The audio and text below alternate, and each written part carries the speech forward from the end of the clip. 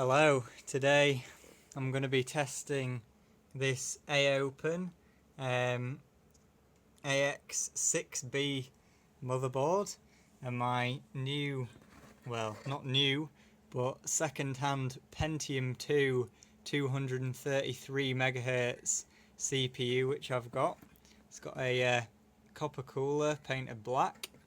I'll be using 128 megabytes of memory and this graphics card here and a Be Quiet PSU. I'll just be testing this board. I'm not actually going to boot it up because unfortunately I don't have a hard drive to install Windows XP on.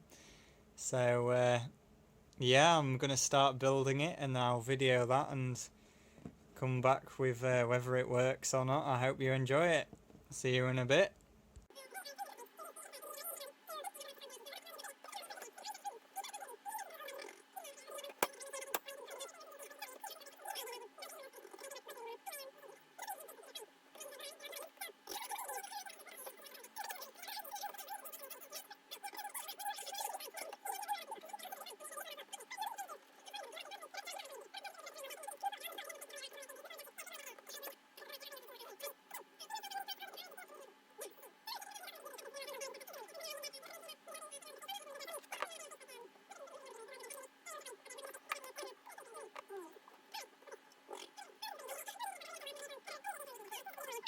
Higgs boson was created because there was a hole in the math equation, and they're like, there must be a Higgs boson.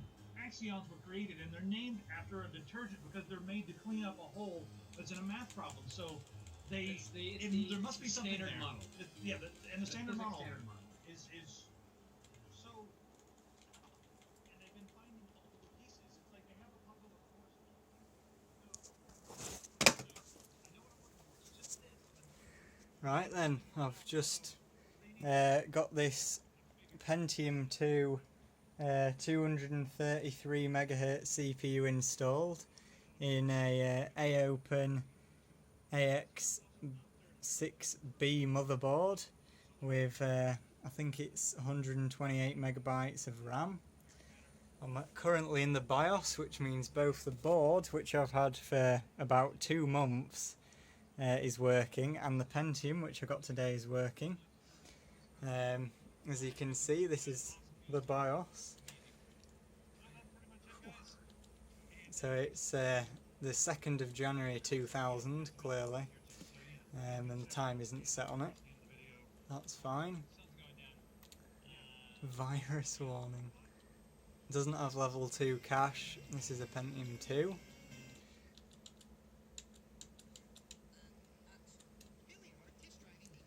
Video shadow. I presume these are 3D settings or 2D settings of some kind.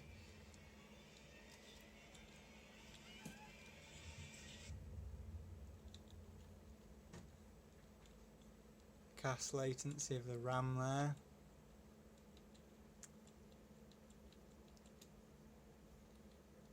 You can see there the frequency of the Pentiums there. Spread spectrum is on. Everything is enabled.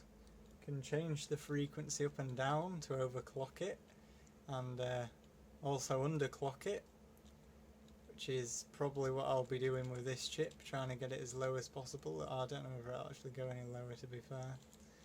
And also I can change the CPU clock ratio as well. This is basically an i7 really. Look at that, down to 100 megahertz. That'll be nice. Yeah, definitely looking forward to this. Haven't actually got a hard drive plugged into it yet, so we'll have to see about that. Just going through all of these settings.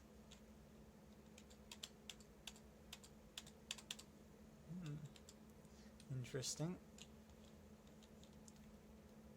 Not using PCI. Turbo defaults, that's interesting.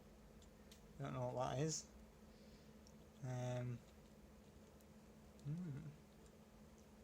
IED hard drive detection. I don't currently have a hard drive for it, unfortunately. But yeah, it does work, which is really nice. I have got a fan on it, even though there's completely pointless. It's just a bit Phoenix fan, stock case fan really.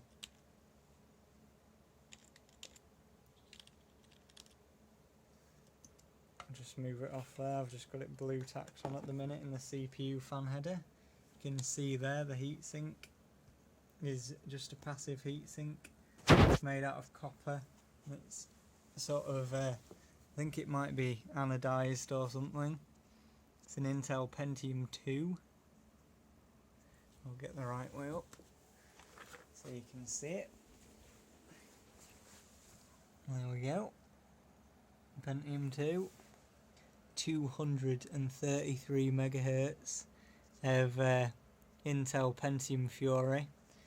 The graphics card I've got here is just a GeForce MX 440, I think, so that's a pretty crappy chip, but I was only testing if it'd post. As you can see, the VRM on this board is quite monstrous for a board of its age. It's had all of these recapped. I think I bought this one from America, and as you can see, it looks like new. All of these caps have been replaced here, and also all the ones around the memory have been replaced as well. It's a really, really clean, nice motherboard. Crazy for its age.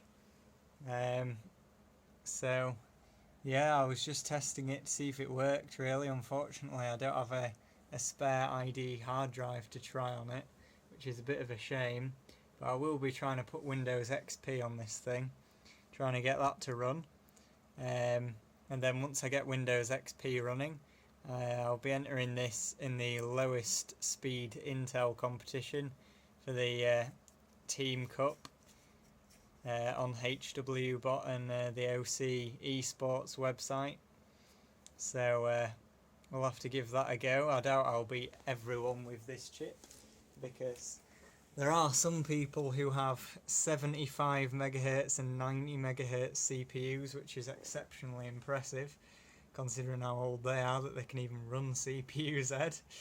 But yeah, this should be a lot slower than my 4770K was at 680 megahertz, because at stock this thing's 233. But I'm really impressed with the overclocking features of this board, which is why I bought it. Got some nice binned RAM there, which I got off HWBot a while ago. Is a BX440 chipset, I think it is, on this motherboard. So that is really nice. I don't know what's going on here. It's just got stuck on this screen just now. So I'll just reset it. There we go. Should restart now, hopefully. I'm going to sleep. No, I don't want it to do that. Fan is still spinning, monitor's coming back on now. There we go. There you can see 233 megahertz. Rapid 1998. This BIOS was written in. Nearly as old as me.